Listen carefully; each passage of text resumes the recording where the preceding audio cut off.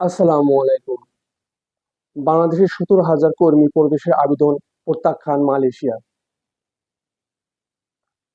বাংলাদেশে বেঁধে দেওয়া সময়সীমা 31শে মে মিস করার পর 17,000 স্বপ্নভঙ্গ কর্মী মালয়েশিয়া প্রবেশ অনুমতি চেয়ে আবেদন করা হয়। তবে সে আবেদন প্রত্যাখ্যান করেছে মালয়েশিয়া সরকার।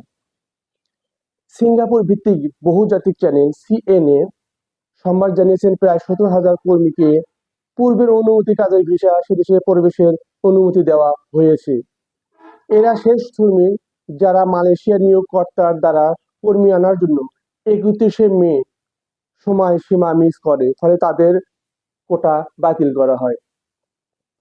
এই আবেদনের পরিপ্রেক্ষিতে মঙ্গলবার মালয়েশিয়ার স্বরাষ্ট্রমন্ত্রী সাইফুদ্দিন নাসুশন ইসমাইল দেশটির সাংবাদিকের প্রশ্নের উত্তরে জানিয়েছেন, যদি আমি আপনাকে জিজ্ঞাসা করি সময় বাড়ানো হবে কিনা, উত্তর হবে না।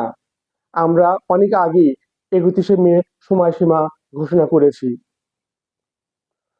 মন্ত্রী অর্থনৈতিক যুক্তি দেখিয়ে সময় বাড়ানোর আবেদন নাকচ করে বলেন, বাংলাদেশ সরকার মালয়েশিয়া প্রবেশের অনুমতি দেওয়ার জন্য বিশেষ সময়ের জন্য অনুরোধ করেছিল, কিন্তু চেক আউট মেমোর মাধ্যমে বিদেশি কর্মীদের আসা যাওয়া মালয়েশিয়ার বাজেট বর্তমান ডিসেম্বরের শেষ নাগাদ পর্যন্ত 2.6 মিলিয়ন ছিল, যা বর্তমান ছাড়িয়ে গেছে। অতএব বোঝা যাচ্ছে যে মালয়েশিয়া শ্রমিক প্রবেশে বর্তমান বাধা সৃষ্টি হয়ে গেছে। ধন্যবাদ।